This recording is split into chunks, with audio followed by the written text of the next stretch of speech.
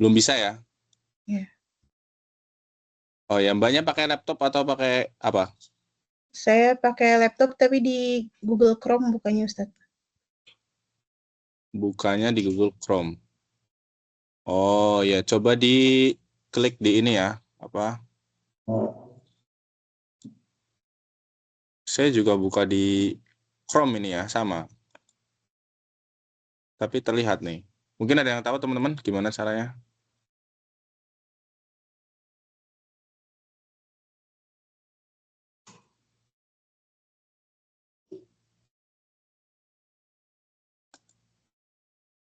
Oh, diklik di ini mungkin ya, sebentar. Di tampilan, bisa nggak diklik di tampilan?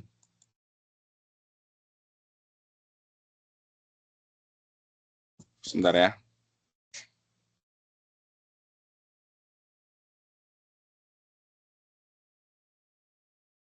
Saya share screen ulang coba.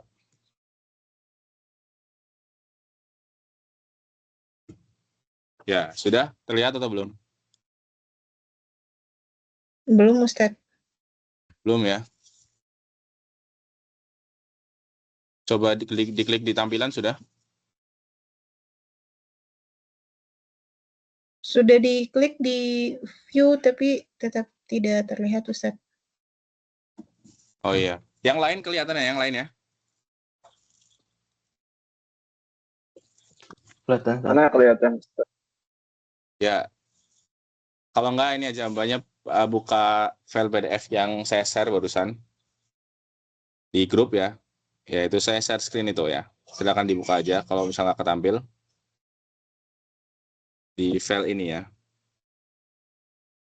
Nah ini yang saya tandai di grup, silakan dibuka saja. Itu ya. Tapi kita mulai saja.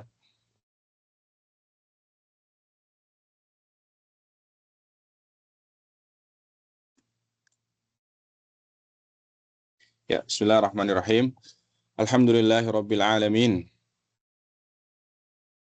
Alhamdulillahi ala ihsanihi wa syukru lahu ala taufiqihi wa amtinanihi wa asyhadu an la ilaha illallah wahdahu la syarika lah ta'ziman li sya'nih wa asyhadu anna Muhammadan abduhu wa rasuluhu ad-da'i ila ridwanih. Allahumma shalli wa sallim ala nabiyyina Muhammadin wa ala alihi wa sahbihi wa ikhwanih. Allahumma anfa'na bima 'allamtana wa 'allimna ma yanfa'una wa zidna ilma, amma ba'd. Alhamdulillah, pada kesempatan hari ini, hari Rabu ya, tanggal 22 di bulan Zulhijjah 1446 Hijriyah. Ya, ini tandanya kita sebentar lagi mau memasuki tahun baru ya, 1447 Hijriyah. Ya, dan tentunya kita masih di bulan-bulan haram, ya, di bulan Zulhijjah.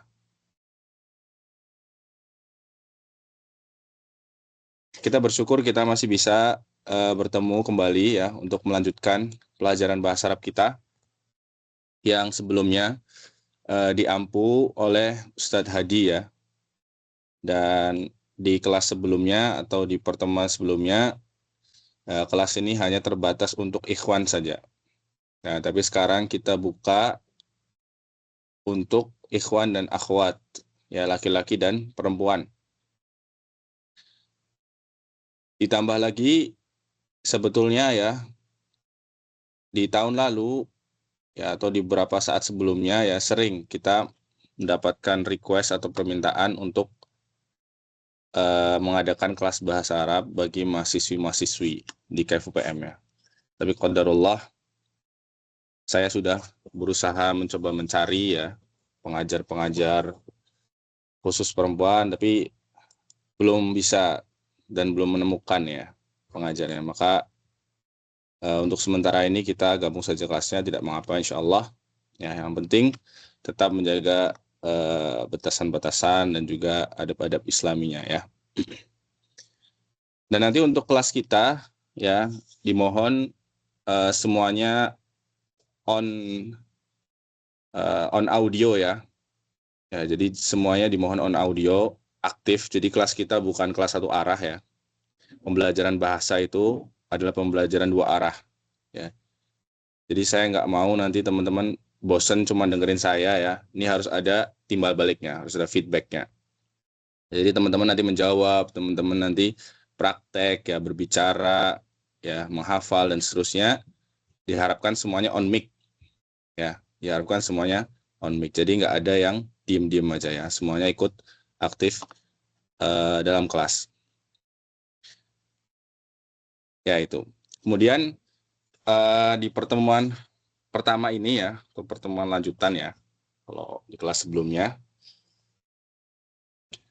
dari Ustadz Hadi sudah sampai mana? Nih, teman-teman ada yang ikut nggak terakhir?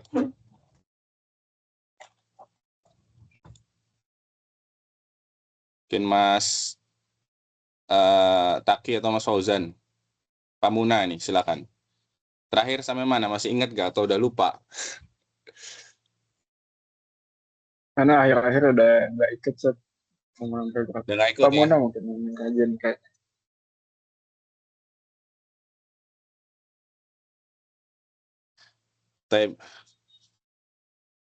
Buat catatan sendiri kemarin VL itu kan. Jadi Hah? dia di pelajaran ke-6 atau pelajaran ke-8 itu Ustadz tadi ngasih habis yang bentuk kan ada isim, Ya. kemudian ada huruf, yang satunya ada fa'il ya.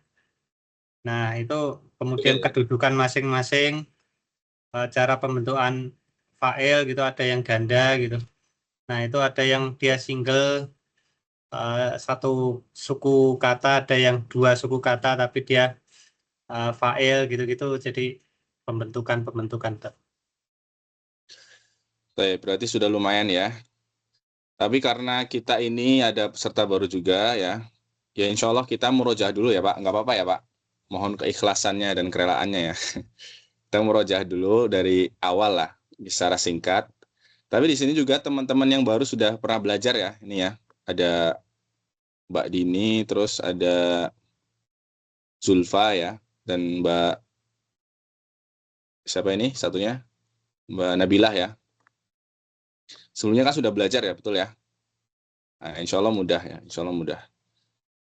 Baik, apa kita jelaskan dulu atau kita murojaah dulu sebentar ya terkait ilmu nahwu shorof ini ya.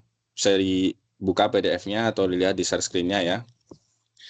Jadi yang kita pelajari insya Allah ini adalah ilmu nahwu shorof.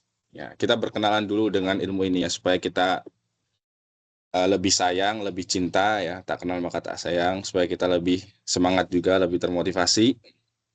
Ya, yang pertama dari definisi dulu, apa itu ilmu nahwu dan shorof ya? Ya, di sini dijelaskan oleh penulis, yaitu saya sendiri ya. Ilmu nahwu, apa? Ya, ilmu nahwu, secara bahasa. Ya, nahwu itu maknanya al-qasdu. Ya, di sini ya. Satu. Yang kedua, nahwu juga bisa maknanya al-mithlu. Ini bacanya al-qasdu ya. Boleh antum harokati. Al-qasdu, al-mithlu. Apa itu al-qasdu? Al-qasdu adalah maksud atau tujuan. Ya, kemudian al-mithlu artinya seperti atau serupa. Dan yang ketiga, nahwu secara bahasa juga bisa artinya al-miqdar, yaitu ukuran, al-miqdaru. Ya. Kemudian secara istilah, apa itu ilmu nahwu? Ya, ilmu nahwu adalah ilmu tentang kaidah-kaidah pokok bahasa Arab. Ya, untuk perlu garis bawah di sini. Ilmu tentang kaidah-kaidah pokok bahasa Arab. Ya, kaidah-kaidah inti. Ya, kaidah-kaidah pokok yang berfungsi untuk mengetahui ya, keadaan akhir suatu kata dalam susunan kalimat. Ya. Jadi belajar tentang kaidah-kaidah pokok yang fungsinya adalah mengetahui keadaan akhir suatu kata dalam kalimat. Ya. Kenapa saya nggak katakan harokat akhir misalnya? Kenapa kira-kira? Untuk mengetahui harokat akhir suatu kata dalam kalimat. Kenapa? Kenapa di sini saya katakan keadaan akhir? Ya karena nanti jawabannya karena nanti dalam ilmu nahwu yang berubah itu bukan hanya harokat. Ya. Bisa saja Muhammadun jadi Muhammadan jadi Muhammadin. Tapi kata yang lain contohnya kata muslimuna ya jadi muslimina. Ya, itu yang berubah bukan huruf, yang berubah bukan harokat, tapi yang berubah adalah huruf. Ya, muslimuna, huruf wawu di situ berubah jadi huruf ya, muslimina. Ya, maka saya di sini tulis keadaan akhirnya, ya, bukan hanya sekedar harokatnya. Ya, ditinjau dari sisi i'rab, ya, dan binanya kata tersebut. Ya, kalau i'rab berarti kata tersebut berubah keadaan akhirnya, kalau bina berarti kata tersebut keadaan akhirnya itu tetap tidak berubah. Ya. Jelas ya sampai sini ya, insya Allah ya. Kemudian, kalau ilmu shorof apa? Ilmu shorof secara bahasa, shorof bermakna at-taghyir. Ya, atau at-taghayyur di sini ya. Ini bacanya at-taghayyur. Artinya perubahan. Ya, secara istilah, shorof adalah ilmu tentang kaidah-kaidah pokok bahasa Arab sama ya. Masih membahas kaidah-kaidah pokok bahasa Arab yang berfungsi untuk mengetahui perubahan struktur pembangun kata ya. Nah, ini kalau tadi perubahan akhir ya, perubahan keadaan akhir kata, kalau ini perubahan struktur pembangun kata. Yang mana dengan perubahan ini ya bisa merubah bentuk dan makna kata. Ya. Jadi ini ilmu shorof. Ya, kalau nahwu tadi ya perubahan keadaan akhir satu kata, kalau shorof itu adalah perubahan struktur pembangun katanya. Ya, kata Muhammad ya struktur pembangun katanya ada apa saja? Kata Muhammad. Ya, jawab ikhwah.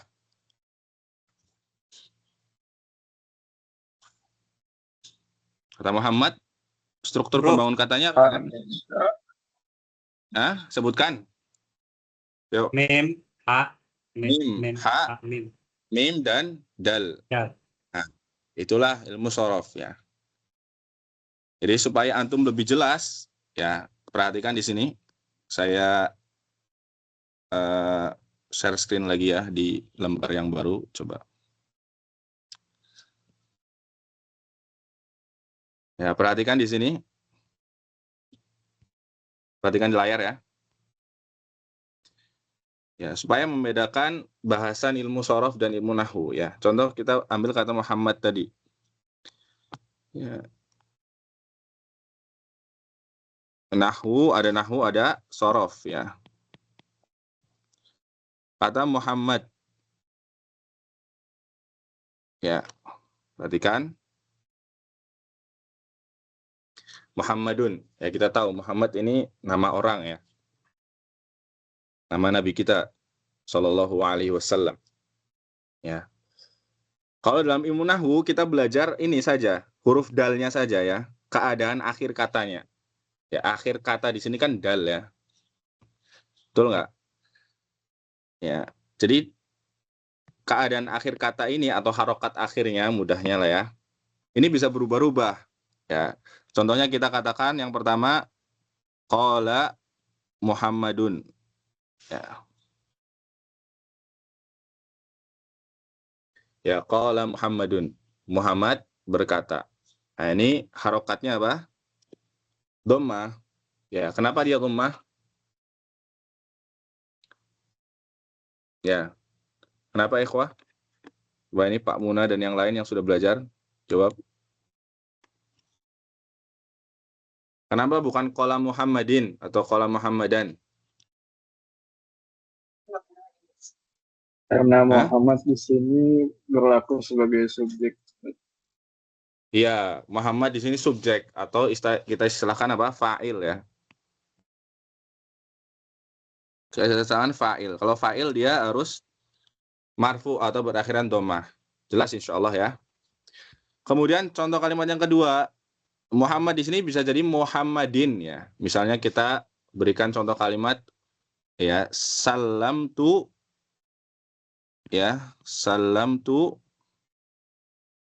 ala Muhammadin ya.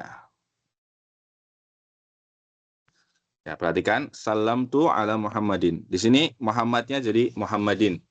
Ya, keadaan akhirnya berubah. Ya. Coba saya tanya.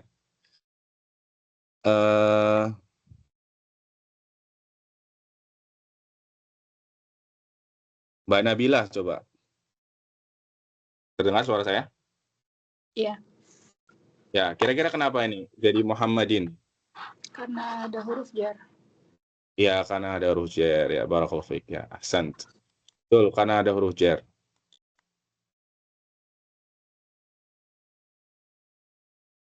Ya.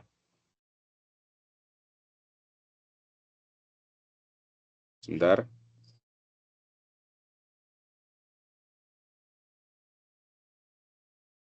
Ya, kode share screen-nya hilang ya sebentar ya.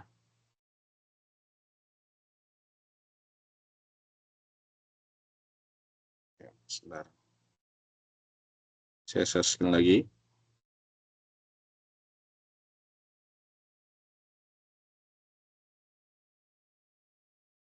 Sebentar. Oke ya, betul tadi. Jawaban dari Mbak Nabila. Kenapa? Karena dia ada huruf jar ya. Huruf jar berarti Muhammadin. Ya. Salam tu ala Muhammadin. Saya memberikan salam, saya mengucapkan salam kepada Muhammad. Ya, kemudian contoh yang ketiga. Kira-kira yang bisa ngasih contoh nggak? Jadi Muhammadan gimana? Kan Muhammadun sudah, Muhammadan sekarang. Jadi mansub. Ada yang bisa ngasih contoh? Marartu bi Zaidin. Bi Muhammadin. Itu masih kasroh, Pak. Sekarang yang fathah, Muhammadan. Ya, ada yang bisa ngasih contoh? Misalnya kalimat apa? Ra'aitu. Ya, Muhammadan. Ra'aitu Muhammadan boleh. Ya, Ra'aitu Muhammadan ya. Ya, Ra'aitu Muhammadan. Apa artinya, Pak? Telah melihat ya. Ya, aku telah melihat Muhammad. Saya melihat Muhammad. Nah, ini ya. Saya telah melihat Muhammad. Muhammad di sini mansub ya dengan fathah. Nah, ini bahasan ilmu nahwu ya, akhir kata.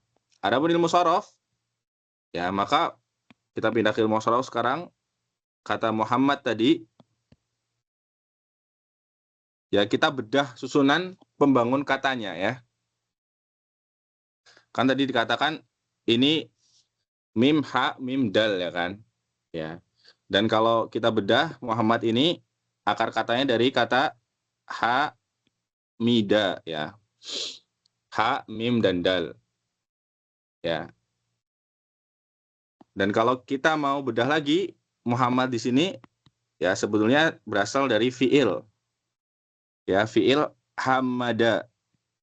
Hamada nanti mudhari'nya jadi yuhammidu. Ya. Kemudian masdarnya ya dia menjadi tahmid. Ya, maka kita mengenal istilah apa? Kalimat tahmid. Apa itu kalimat tahmid? Ya. Apa kalimat tahmid? Kalimat pujian. Alhamdulillah ya. Kalimat tahmid itu alhamdulillah. Baik. Ya. Hamada yuhamidu tahmid. Kemudian ya nanti isim fa'ilnya jadi Muhammidun ya. Muhammidun. Muhammidun berarti artinya orang yang memuji, kemudian isim maf'ulnya jadi Muhammadun ya. Muhammadun. Nah, kita baru ketemu Muhammad di sini. Muhammad artinya berarti apa? Isim maf'ul yang terpuji. Nah, ketemu. Nah, ini sorof. Ya, ini sorof. Jadi kita bahas katanya saja. Ya, fokus kepada pembangun kata itu. Hamada artinya dia telah memuji. Ya, yuhammidu berarti dia sedang memuji. Tahmid berarti artinya pujian. Ya, tahmid ini artinya pujian. Kemudian Muhammadun berarti orang yang memuji. Muhammadun artinya orang yang terpuji, ya, atau orang yang dipuji. Ya, ini insya Allah mungkin sebagian antum sudah paham lah ya. Ini sebagai murojaah saja. Sampai sini dulu, ada yang ditanyakan, silakan. Sebelum kita lanjut.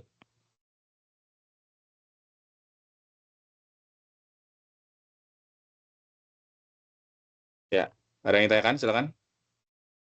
Atau kurang jelas?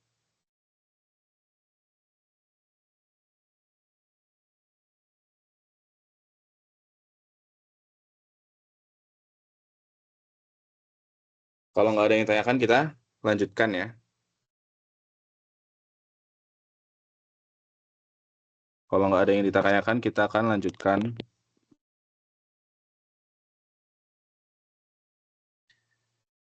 Ya, kemudian yang kedua kita pindah ke objek pembahasan ya.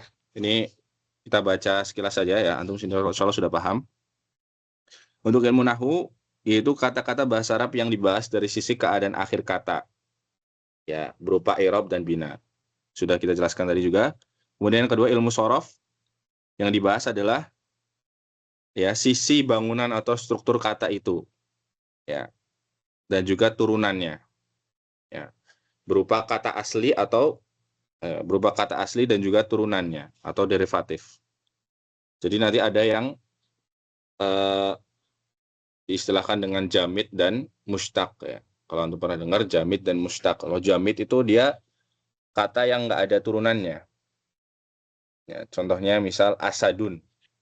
Asadun itu artinya singa. Itu nggak ada turunannya. Nggak bisa jadi asada yasudu misal asidun ya. Nggak ada. Kemudian ada yang mustaq. Kata-kata yang ada turunannya. Contohnya misal kata doroba ya. Doroba yadribu dorban doribun madrubun ya dan seterusnya. Itu ada turunannya. Ini objek pembahasan. Kemudian yang ketiga, apa faedahnya kita mempelajari ilmu ini? Ya, yang pertama dapat berbicara bahasa Arab dengan benar. Ya. Dan sesuai serta terhindar dari di sini istilahkan dengan al-lahan, yaitu salah ucap. Ya, al-lahan. Kemudian yang kedua, dapat membantu dalam memahami Al-Qur'an dan sunnah dengan benar. Ya, ini faedah utama kita mempelajari bahasa Arab itu supaya kita paham Al-Qur'an dan sunnah dengan benar. Ya. Ya. Karena nanti orang-orang yang nggak paham bahasa Arab atau dia keliru dalam memahami bahasa Arab atau dia nggak ngerti bahasa Arab, dia bisa memahami Al-Qur'an dan As-Sunnah dengan pemahaman yang keliru. Nah, ini pun yang terjadi ya dengan kelompok-kelompok menyimpang dalam agama kita. Ya, kelompok-kelompok yang memiliki akidah menyimpang dalam agama kita, kata Syekhul Islam Ibnu Taimiyah, bahwasanya salah satu sebab mereka bisa tersesat, ya bisa menyimpang adalah karena mereka nggak paham bahasa Arab. Ya, orang-orang Syiah, orang-orang Mu'tazilah, orang-orang Khawarij, mereka keluar dari agama Islam, ya keluar dari agama ini, menyimpang dari agama ini, ya salah satu sebab terbesarnya, sebab utamanya adalah karena mereka tidak memahami bahasa Arab dengan benar. Ya, itu makanya penting ya. Makanya penting dengan pelajari bahasa Arab ini, ya harapannya kita menjadi orang yang selamat, ya tidak tersesat, tidak menyimpang, tidak memiliki pemahaman yang keliru dan menyimpang dalam agama. Ya. Ya. Makanya kita berdoa, ihdinas siratal mustaqim, ya, tunjukilah kami jalan yang lurus. Baik, singkat saja, kemudian keistimewaannya adalah ilmu nahwu dan shorof termasuk di antara ilmu yang paling mulia dan bermanfaat. Bahkan ilmu shorof disebut oleh para ulama sebagai induknya ilmu pengetahuan. Ya, karena ilmu pengetahuan terutama agama ya, kita berbicara ilmu pengetahuan agama, ya tidak bisa dibangun kecuali dari teks-teks ya Al-Quran dan hadis, yang mana Al-Quran dan hadis itu mengandung bahasa Arab, mengandung kata bahasa Arab, yang mana kata bahasa Arab ini dapat dipahami ya hanya dengan ilmu nahwu dan shorof. Kemudian sumber, nah ini penting ini. Apa sumber dari ilmu nahwu dan shorof? Ilmu ini bersumber dari Al-Quran, yang pertama. Yang kedua, dari hadis-hadis Nabi SAW. Dan yang ketiga, dari kalamnya orang-orang Arab. Terutama orang-orang Arab jahiliyah. Ya. Orang-orang Arab jahiliyah di zaman sebelum Nabi SAW. Ya. Atau ketika Nabi SAW lahir. Ya. Jadi ini sumber ilmu bahasa Arab. Ya. Perhatikan, yang pertama Al-Quran. Jadi bahasa Arab itu diambil dari Al-Quran. Maka nggak mungkin Al-Quran itu ada kesalahan bahasanya, nggak mungkin. Ya, bagaimana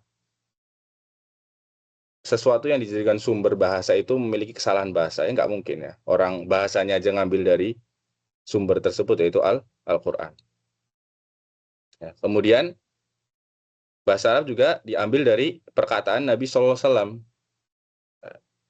Ya, maka bisa disimpulkan bahwa orang yang paling memahami bahasa Arab, orang yang paling menguasai kosakata bahasa Arab, orang yang paling kaya ya perbendaharaan kosakata dalam bahasa Arab, paling mengerti bahasa Arab adalah para nabi dan rasul. Ya. Nabi Muhammad SAW. Itu orang yang paling fasih, yang paling hebat bahasanya, yang paling menguasai bahasa Arab. Ya, karena kaidah-kaidah bahasa Arab diambil dari perkataan-perkataan beliau dalam hadis-hadis. Ya, kemudian yang ketiga baru ya perkataannya orang-orang Arab jahiliyah terutama ini ya, syair-syair mereka. Ya, ini harus kita pahami ya.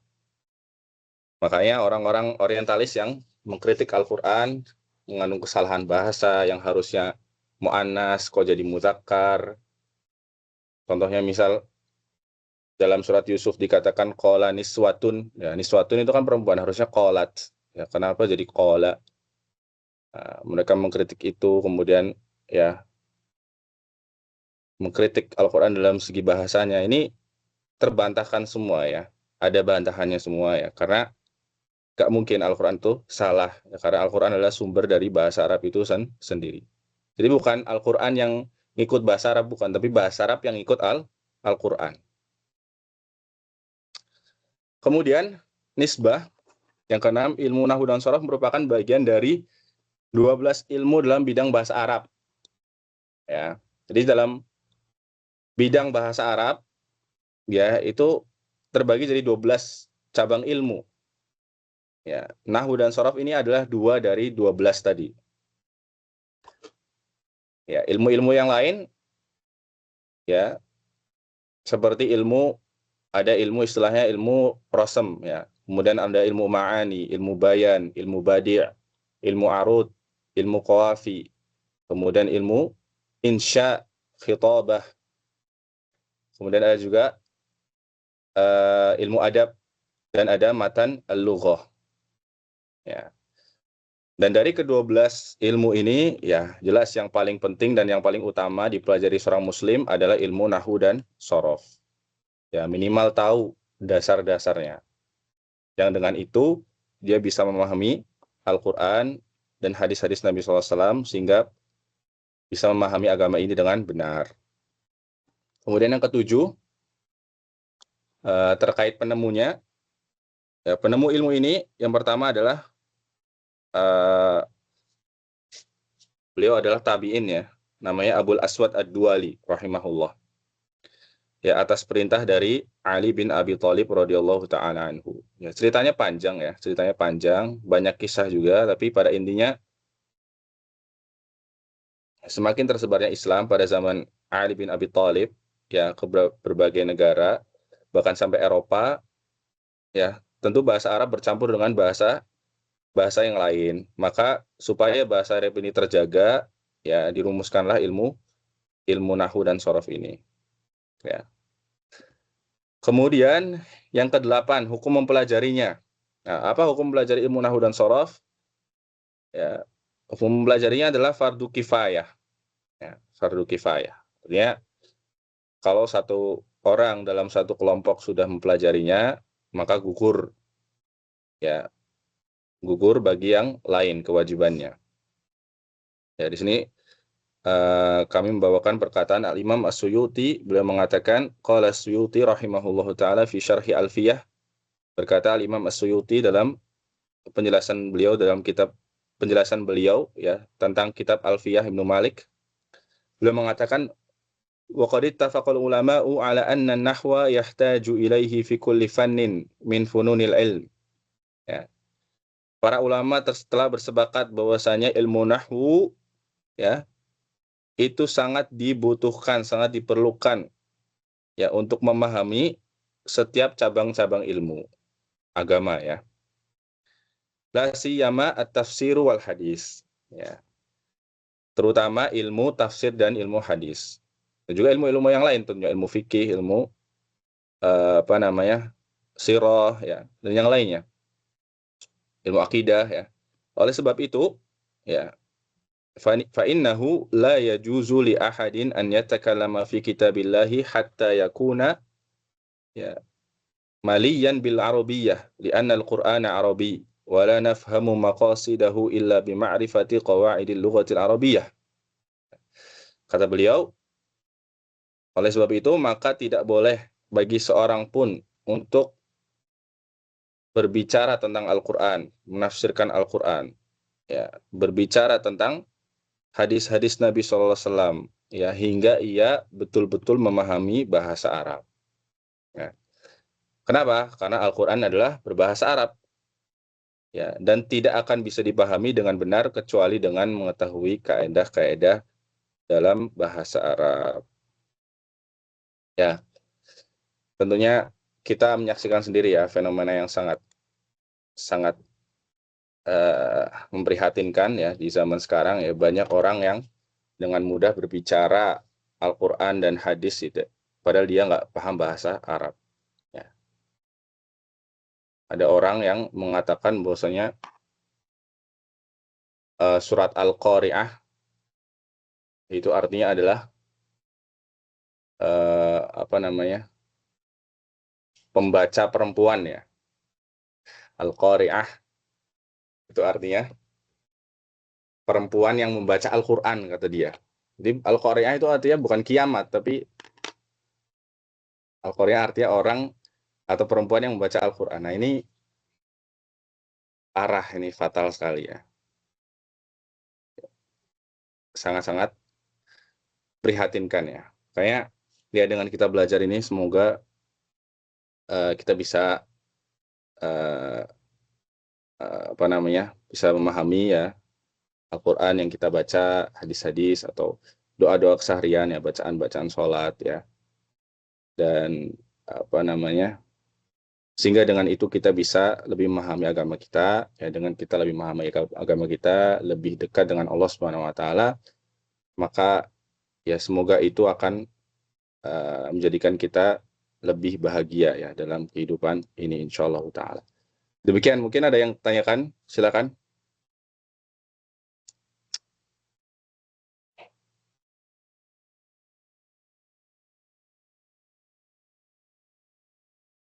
Kalau Ya, yang silakan, ada ijtihad itu contohnya dalam Al-Quran seperti apa?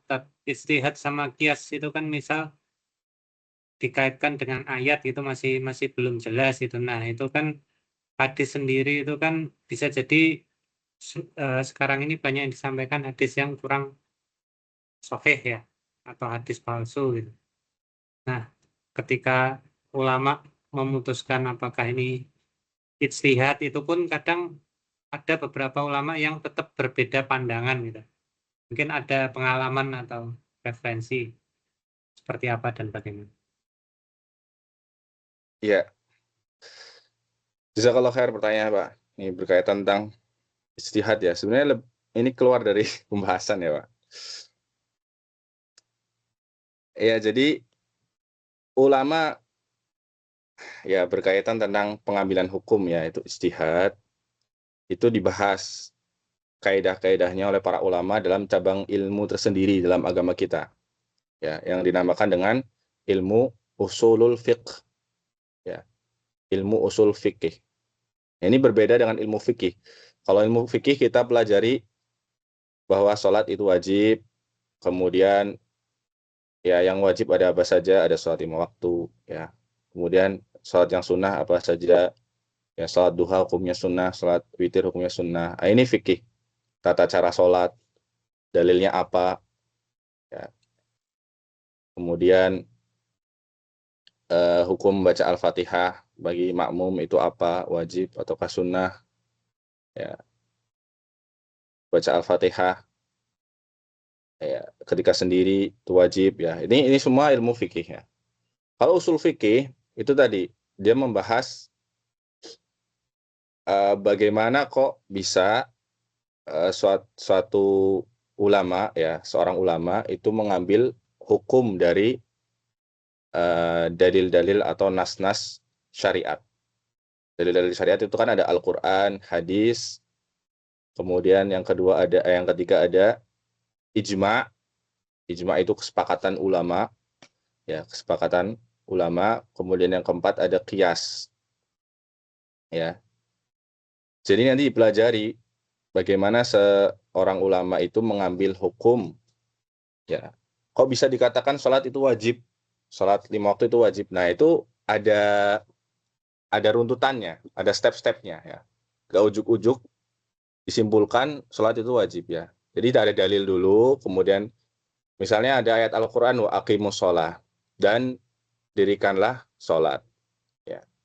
Kata aqimu di situ kalau dalam bahasa Arab, ya makanya ini penting juga, ya, seorang ulama harus tahu bahasa Arab untuk bisa mengambil hukum, ya, wajib itu.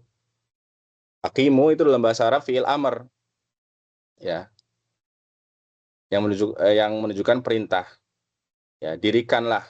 Nah, maka dalam usul fikih, ya, hukum asal perintah itu wajib, illa kecuali ada korinahnya, ada yang menyimpangkan hukumnya menjadi sunnah misal, ya, atau sunnah muakkad.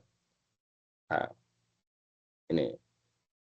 Jadi dengan kata aqimu itu bisa disimpulkan kalau ini perintah itu hukum asalnya wajib kecuali ada indikasi lain, maka disimpulkan bahwa hukum melaksanakan sholat 5 waktu itu wajib, ya, dan seterusnya. Ini usul fikih, ya. Makanya tadi berkaitan dengan ijtihad, ini juga termasuk pembahasan di usul fikih, ya. Sikap kita bagaimana? Sikap kita, ya, kita ikuti saja, ya, apa yang fatwakan atau diikuti pendapatnya oleh guru kita. Gitu saja, Pak. Jadi jangan bingung, ya. Misal ulama ini sudah berijtihad, terus ulama lain berijtihad juga, terus pendapatnya beda-beda, ada yang membolehkan, ada yang tidak membolehkan. Ya, kita ikut guru kita saja.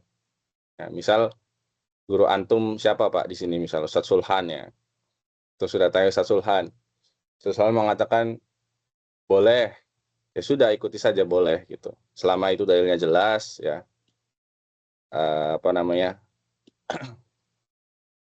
alasannya jelas, dalilnya jelas, ya silakan diikuti. Itu, Pak. Jelas ya, insya Allah, ya. Ya, siap, Tan. Terima kasih, Tan. Ada, ya, silakan ada pertanyaan lagi sebelum kita lanjut. Terkait tadi muqaddimah ini, ya, apa namanya, ilmu nahwu dan shorof ini. Mungkin ada antum yang masih bingung, silakan ditanyakan.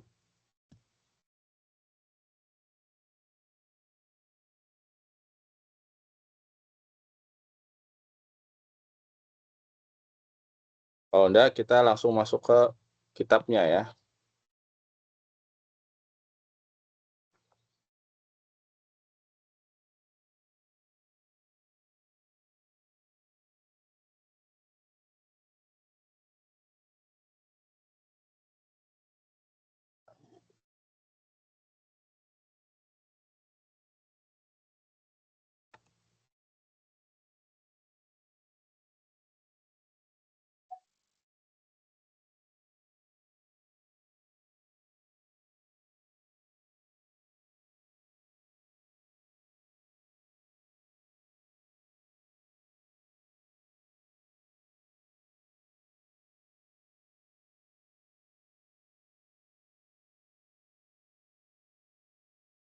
minggu depan jadwalnya bisa disesuaikan nggak, Tat? Bisa, insya Allah bisa.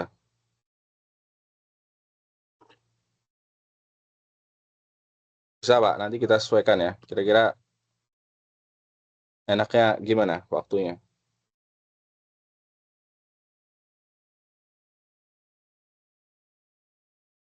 Kalau saya Rabu ini agak susah. Mungkin Selasa atau Kamis jam sekian sih nggak masalah. Ya.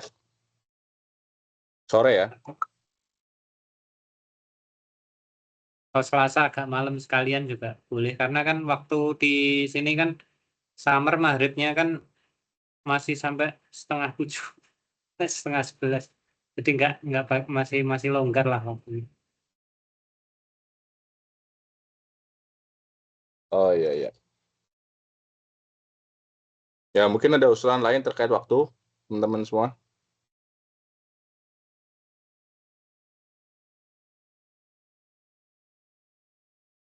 Silakan.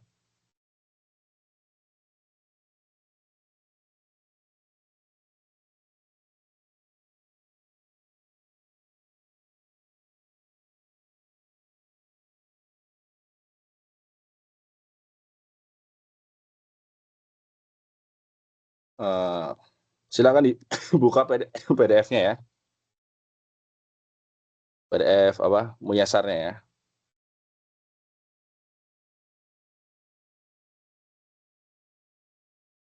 Silakan dibuka PDF kitab Muyasarnya.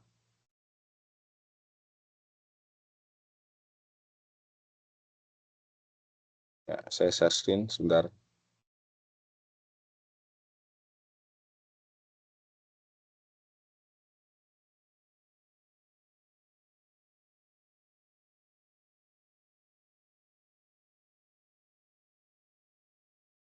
Ya, jelas ya di layar ya. Tapi insya Allah ini kitab yang akan kita pelajari ya. Kita fokus ke kitab saja ya. Insya Allah mencukupkan di kitab ini karena ini cukup ya insya Allah ya. Kitab ini sebagai Kama Araftum ya ditulis oleh Al-Ustadz Aceng Zakaria bin Ahmad rahimahullah ya. Beliau sudah meninggal belum lama ya, mungkin sekitar 1 tahun atau 2 tahun yang lalu. Kita langsung ke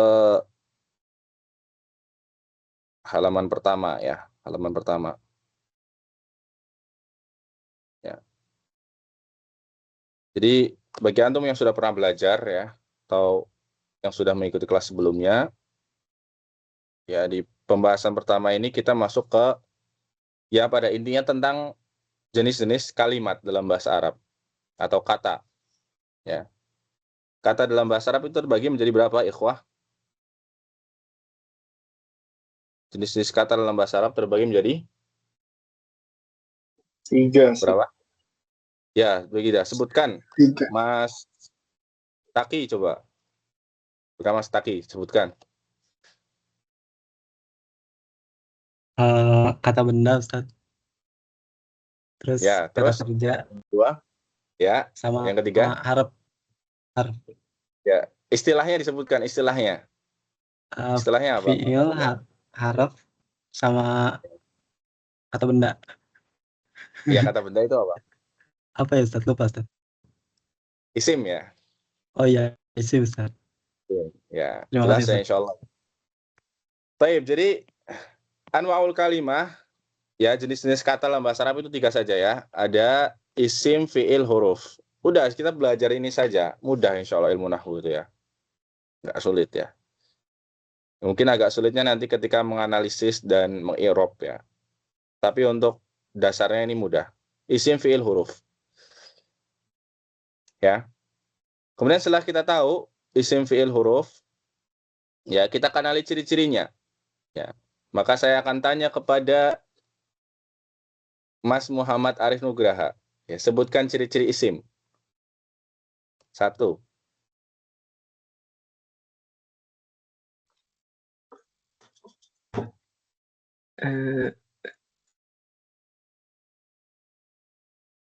Ingat. Bertanwid. Iya, bertanwin. 2. Alif lam. Alif lam. 3. Terus diikutin huruf jar. Ya, kemasukan huruf jar. 4. Masukkan huruf jar. Khafdu. Apa? Khafdu. Khafdu itu apa? Apa? Kasrah kan? Ya, kasroh. Ya, betul. Hasan. Ya, jadi ciri-ciri isim itu ada 4 saja. Udah. Ciri-ciri isim ada 4. Ya, tunggu garis bawah ini di sini ya. Sudah dijelaskan di Muyasar. Dibuka halaman ke-5. Yang pertama, al-khafdu. Ya, isim itu berakhiran kasroh. Ya. Isim itu berakhiran kasroh. Berarti fi'il itu nggak berakhiran kasroh. Nggak mungkin fi'il berakhiran kasroh. Ya. Kecuali nanti kalau misal bertemunya 2 sukun ya, dia harus di kasroh. Iya, itu karena supaya bisa dibaca, bukan karena aslinya dia kasroh, aslinya dia sukun ya. Huruf juga tidak mungkin dia berakhiran kasroh. Yang berakhiran kasroh hanya isim. Contoh di sini, tulis membawakan Bismillahirrahmanirrahim Maliki Yaumiddin. Ya. Coba saya tanya sekarang ke Mbak Dini. Nah, Ustaz. Ya. Ciri pertama isim al-khafdu, kasroh. Ya, coba di contoh ini mana isimnya yang berakhiran kasroh? Tunjukkan mana? Allahi, Allahi, ya betul. Terus? Ar-Rahmani, Ya. Terus? Ar-Rahimi, Ya, terus? Maliki, Ya, terus? Yaumi, Ustaz. Ya, betul. Terus? Ad-Din. Ya, Adin. Baik, ada yang kurang satu. Apa? Bismi, Ustaz. Ya, bismi. Isminya ya ini ya. Isminya ya. B-nya ini huruf jar. Ya. Baik, bagus. Jelas ya insya Allah ya. Jadi semua ini ismi, Allahi, Ar-Rahmani, Ar-Rahimi, Maliki, Yaumi, Ad-Din. Ini semua isim. Ya, karena dia berakhiran kasroh. Which is fi'il dan harf itu nggak mungkin berakhiran kasroh. Kemudian yang kedua, ciri yang kedua tanwin. Berakhiran tanwin maksudnya ya. Ya, berakhiran tanwin. Ya, contohnya di sini rajulun imra'atun waladun bintun. Ya, ini tanwinnya ini. Ya. Ya, ini namanya tanwin. Jelas ya insyaallah ya. Ya, berarti disimpulkan kalau fiil dan huruf itu nggak mungkin bertanwin. Ya. Nggak mungkin bertanwin. Fiil, huruf itu nggak mungkin bertanwin. Yang bertanwin itu isim saja. Kemudian ciri yang ketiga berawalan alif dan lam. Ya, perhatikan berawalan alif dan lam. Ya, contohnya al-ustadu, al-ustadatu, at-talibu, at-talibatu. Ya. Ini semua berawalan al ini, al. Ya. Disebut al boleh atau disebut alif. Al-alifu wal lamu juga boleh. Ini dia alif lam. Ya, dan berkaitan tentang ini, kalau suatu isim sudah kemasukan al, maka dia tidak boleh ditanwin. Ya, sebaliknya kalau isim sudah ditanwin, maka dia tidak boleh kemasukan al. Ya. Maksudnya kalau dia sudah tanwin, maka ya tanwin saja. Ya, intinya kalau ada alif lam berarti nggak bertanwin. Kalau dia bertanwin berarti dia nggak didahului alif lam. Bisa dipahami ya? Kemudian ciri yang terakhir adalah kemasukan huruf jar. Ya. Kemasukan huruf jar. Ya. Pertanyaannya, Mas Mbak Nabilah, sebutkan huruf-huruf jar apa saja? Min. Ya, Bila. min. Terus? Bila. Bila. An. Ya, an. Ala. Ala. Fi. Fi. Rubba. Ba. Rubba ya. Rubba ya. Ya, Terus? rubba.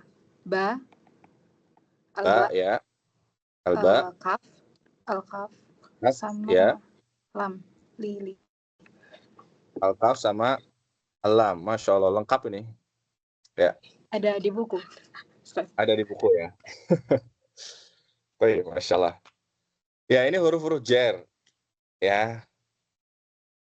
Apa konsekuensinya kalau isim memasukkan huruf jar? Konsekuensinya dia harus majrur. Majrur itu secara umum berakhiran kasroh. Ya, meskipun nanti ada tanda yang lain, kita akan pelajari ya. Tandanya nggak cuma berakhiran kasroh, tapi ada tanda-tanda yang lain nanti. Ya, contohnya di sini minallahi fil baiti ilal masjidi alal kursiyi. Nah, ini semua berakhiran kasroh. Ya, karena kemasukan huruf jar. Nah, berarti pertanyaannya, sekarang saya mau tanya coba ke Pak Muna. Bisa nggak huruf jar masuk ke fiil? Nggak bisa, Tad. Nggak bisa, kenapa? Karena VL itu pekerjaan. Ke Ya, pekerjaan nggak bisa. bisa nggak huruf jar masuk ke huruf? Nggak bisa, Tad. Nggak bisa, kenapa? Nanti double. Wa itu kan huruf. Wa ilah. Ya, Harus betul diisim. ya. Jadi nggak bisa, betul. Jadi intinya huruf jar hanya masuk ke isim sudah situ saja ya. Hanya masuk ke isim ya. Ya, huruf jar, khusus huruf jar ya. Karena nanti ada huruf-huruf yang lain yang dia masuk ke fiil, hanya masuk ke fiil saja. Ada huruf-huruf yang bisa masuk ke isim dan bisa masuk ke fiil. Nah, nanti dipelajari insya Allah. Nah, ini singkat tentang isim dan tanda-tandanya. Ya, kemudian huruf jar, tadi sebagaimana disebutkan, ada di sini ada berapa? Min, ila, an, ala, fi, rubba, alba, al-kaf, al-lam. 1, 2, 3, 4, 5, 6, 7, 8, 9. Ada 9 ya. Ya. Ya, ini sudah paham, sudah tahu artinya semua? Apa artinya rubah? Rubah apa artinya rubah?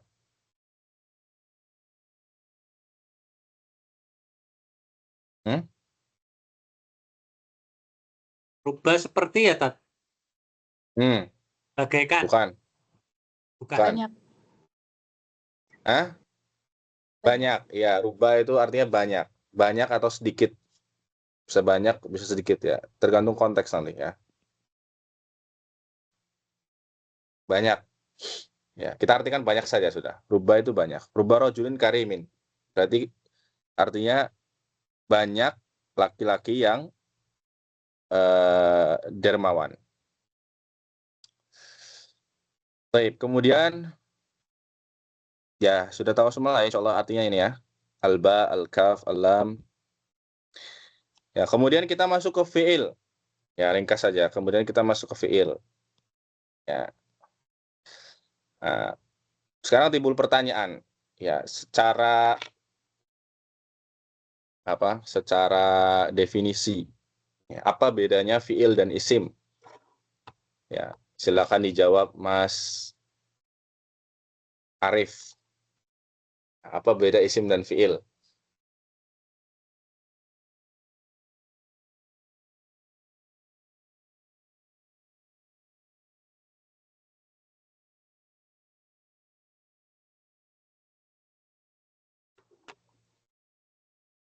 Ya, apa Mas Arif?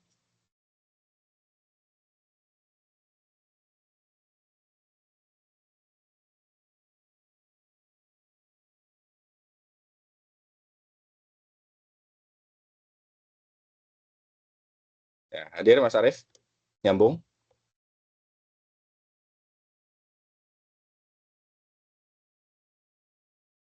Ya, coba dibantu Mas Randi Bardas, Mas Fauzan. Apa bedanya isim dan fi'il? Coba jelaskan. Kalau fiil berkaitan dengan waktu sih. Kalau isim Ya. berkaitan dengan waktu. Iya. Kalau fiil Baik. berkaitan dengan waktu. Kalau fi'il berkaitan dengan waktu, kalau isim tidak berkaitan dengan waktu.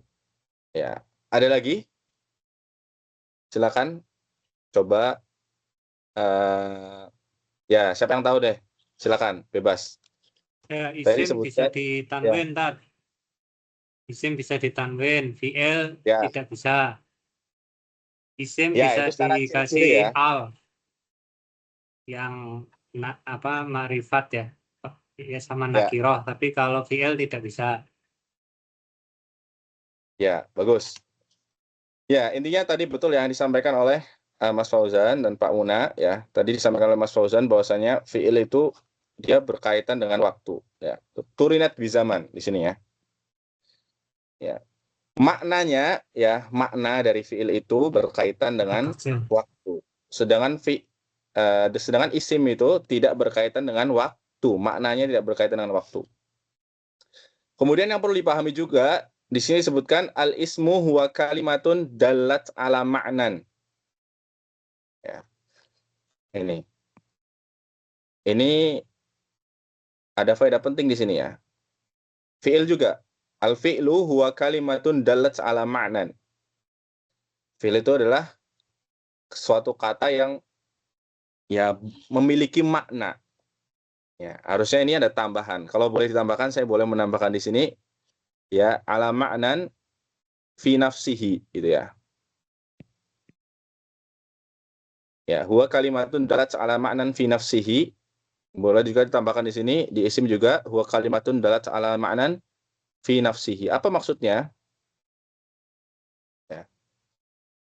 Ya, huwa kalimatun dalat ala ma'nan fi nafsihi. Isim dan fi'il itu adalah kata yang ya bermakna dengan sendirinya. Gitu.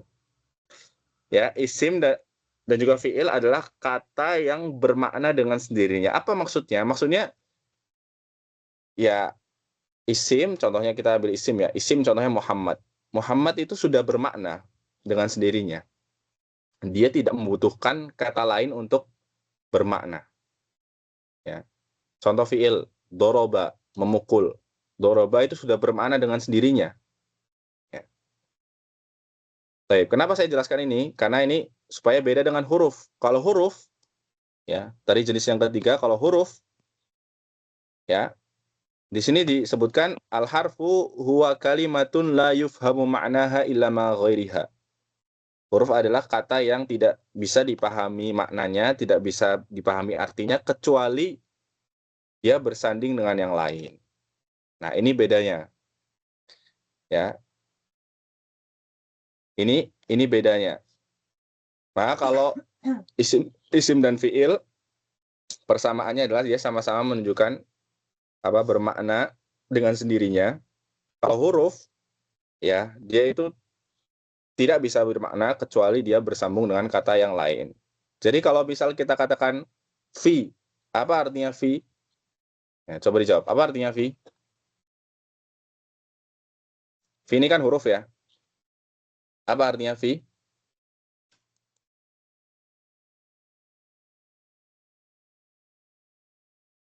Apa ikhwah? Fi apa artinya fi? Pada, Ustaz. Hah? Pada. Pada. Gitu ya. Ya. Jadi secara hakikatnya ya, kalau kita mau bicara yang sebenarnya, kalau kita katakan fi saja itu nggak ada maknanya. Belum bisa kita pahami. Ya, belum bisa kita pahami. Ya, karena ada kemungkinan bisa aja maknanya di dalam, bisa aja maknanya pada. Bisa juga maknanya fi di atas. Ya. Allah mengatakan Ar-Rahmanu Allahu fis sama. Ya. Wa huwa alladzi fis sama. Dan dialah Allah yang ada di atas langit. Fi di sini maknanya di atas. Nah, jadi fi ini makanya di sini dikatakan ya, la yufhamu ma'naha illa ma ghairiha. Dia tidak bisa dipahami kecuali dia bersambung dengan yang lain. Ya, kalau kita katakan fi yaumil ahadi, ya, fi yaumil ahadi, maka fi di sini artinya pada hari Ahad. Fi yaumis sabti, pada hari Sabtu. Kalau kita katakan fi disambungkan dengan kata masjid, misal fil masjidi, berarti fi artinya di dalam masjid. Ya, kalau kita sambungkan dengan as-sama, misal Allahu fis sama. Ya.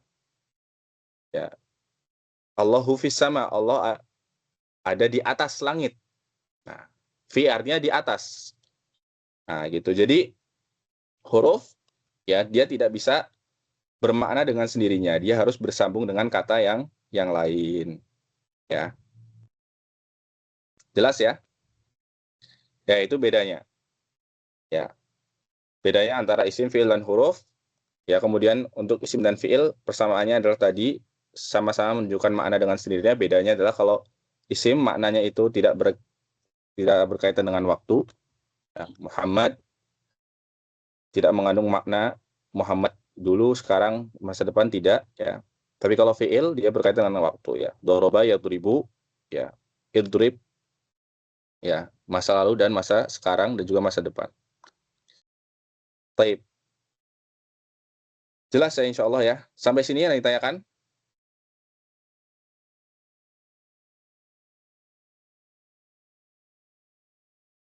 Masih mudah ya?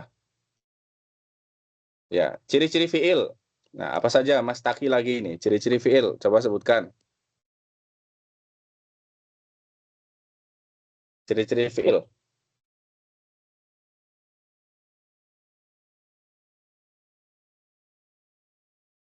Ya, silakan Mas Taki.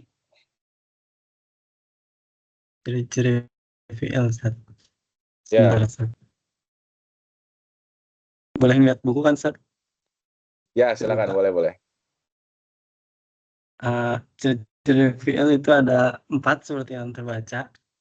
Ya, apa? Itu yang pertama, dia bisa diikuti atau diawali oleh qad. Lalu bisa diikuti oleh sin dan saufa, dan yang terakhir juga bisa berbentuk ta'nis sakinah. Ya, bisa diakhiri ta'nis sakinah. Ya. Ya. Apa artinya qad, Mas Mbak Dini? Apa artinya qad di sini? Qad di sini Qad artinya apa? artinya telah, Ustaz. Telah. Apa? Telah ya? Iya, telah atau sudah, Ustaz.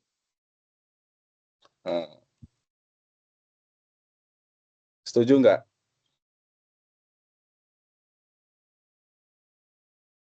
Qad di sini? Ya, artinya kalau di sini sungguh ya sebetulnya. Sungguh atau benar-benar ya. Qad, sungguh. Ya. Ya, jadi di kata qad qamatis shalah, ya, berarti sungguh sholat itu telah ditunaikan, ya, telah didirikan. Qad qamatis shalah, sungguh sholat telah didirikan. Ya. Kemudian asin di sini artinya apa? Sin itu akan, Ustaz. Ya, akan. Saufa? Saufa, agak lupa. Kalau nggak salah, hingga ya, Ustaz, sehingga. Ya, saufa juga akan juga ya sama, atau kelak ya. Kelak atau akan. Bedanya sin dengan saufa, kalau sin itu akannya tapi dekat ya, akan dekat. Kalau saufa itu akan yang jauh ya. Jaraknya jauh. Kemudian ta'ut ta'nis sakinah. Ya. Ini masuk khusus di fi'il madhi ya. Qalat dhahabat. Ya, ta perempuan yang sukun. Tak sukun di akhir fi'il yang menunjukkan bahwa pelakunya itu adalah perempuan. Ya, jelas ya insya Allah ya. Ini adalah ciri-ciri fi'il ya. Nah, gunanya apa kita belajar ini? Gunanya supaya kita bisa membedakan. Ya, kita bisa menganalisis, oh, dalam satu teks Al-Qur'an atau hadis atau ya teks bahasa Arab apapun, baik di kitab-kitab maupun di manapun itu, kita bisa menganalisis, oh, kata ini isim, kata ini fi'il, kata ini huruf ya. Ya. Dan untuk huruf sendiri maka dia tidak memiliki ciri khusus ya. Artinya kalau tidak ada ciri fi'il, tidak ada ciri isim di situ, maka bisa dipastikan dia adalah huruf. Ya, walaisa lil harfi alamatun khassah, kata beliau di sini.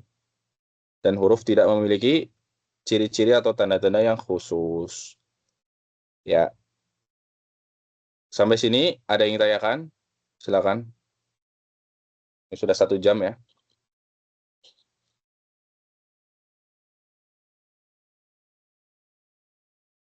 Ya.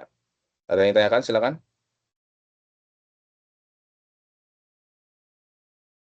Kalau sudah cukup jelas?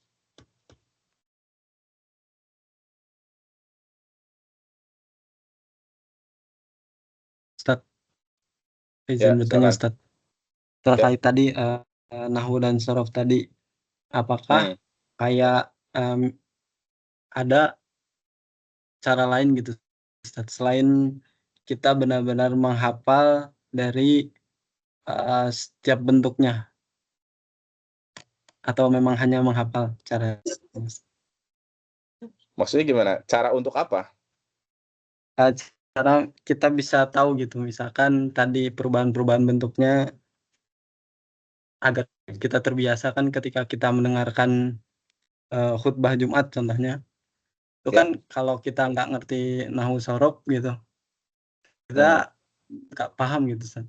Dia tuh sebenarnya kata itu tuh lagi ngapain gitu, apakah kata tersebut lagi jadi tadi seperti yang contohnya yang tadi pujian, sedang memuji, atau dan lain sebagainya. Oh, iya. Apakah ada cara lain selain menghafal gitu? Ya Ustaz, agar kita bisa at least punya sense Memahami. ketika mendengar cerita ceramah. Ceramah ya. Ya, jawabannya adalah ya tidak ada ya. Harus menghafal ya. Ya, Antum Ustaz. apa jurusannya? Electrical ya. Saya bisnis Ustaz. Antum belajar fisika E sama dengan MC kuadrat tuh dihafal nggak? Antum belajar rumus-rumus fisika tuh dihafal nggak? Kebetulan Atau kalau di kami ini Ustaz ada cheat sheet. Jadi kita setiap ujian bawa kertas dan itu alhamdulillah tidak perlu menghafal. ya itu masalahnya kalau dengerin khutbah Jumat antum nggak sempet lihat tasrifan dulu kan, lamaan nanti. Ya. Itu juga Ustaz. Jadi ya harus dihafal ya, ikhwah ya. Harus dihafal ya. Ilmu itu harus dihafal ya. Jadi menghafal dan memahami itu sama penting ya. Jadi jangan menganggap menghafal itu nggak penting, yang penting itu paham ya. Soalnya nggak gitu ya. Kalau kita ditanya, kita nggak hafal, bagaimana kita menghadirkan itu ya kan? Sama juga dengan bahasa. Bahasa itu harus dihafal. Ya, cumannya metode menghafal itu kan beda-beda. Ya, ada yang dengan mendengarkan, ada yang dengan membaca berulang-ulang, ada yang dengan dipraktekkan berulang-ulang ya. Salah satu metode menghafal saya sendiri ya, saya kasih tips. Ketika saya membaca teks Arab, ya teks apapun itu, kemudian saya nggak tahu artinya di satu kitab, saya tulis artinya. Bisa dengan bahasa Arab atau dengan bahasa Indonesia. Kemudian ketemu kata itu lagi, saya lupa. Saya sudah ketemu tapi lupa, saya tulis lagi. Ketemu lagi, saya agak ingat, tapi masih lupa, saya tulis lagi. Terus seperti itu sehingga saya hafal. Gitu. Ya. Jadi tetap harus dihafal, cuma tinggal metode antum saja, antum sesuaikan bagaimana cara antum menghafal ya. Gitu. Itu Mas Taki. Ya. Baik Ustaz. Baik, ada pertanyaan lain? Kayaknya cukup aja lah ya. Kita maksudnya sampai sini aja ya. Nanti takutnya durasinya terlalu lama. Satu lagi Ustaz. Ya, Ada silakan. ini enggak? Antum punya bagan atau cheat code gitu dalam tadi nahwu sorof tadi secara gambaran umum lah, Ada. cheat code. Boleh Ya, ada. di share kalau boleh di share. Ya, nanti insya Allah Nana share ya. Ya, Siap Ustaz, jazakallah khair Ustaz. Masya Allah ya. Pengennya yang instan-instan ya. Masya Allah. Pengen biar Mau cepet bagaimana ya. lagi Ustaz? Paham. Gen Cepet. Z Ustaz. Ya. Baik. Ya, ada lagi? Silakan. Cukup? Ya, kalau cukup, ya demikian pelajaran kita hari ini ya. Ini murojaah saja ya.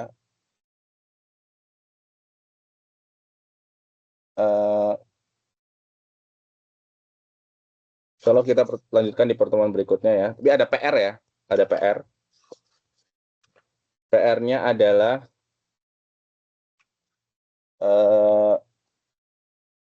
menulis di kertas. Ya, PR-nya menulis di kertas surat.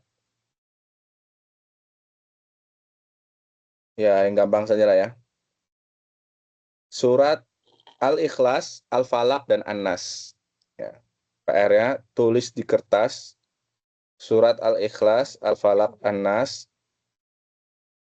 Kemudian identifikasi mana fi'il, mana isim, mana huruf.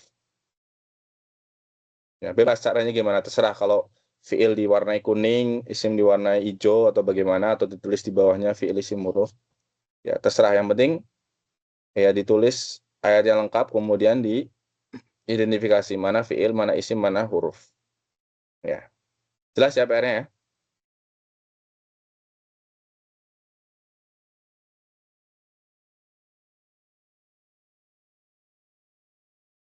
Ya, untuk pengumpulannya japri saja nggak apa-apa ya.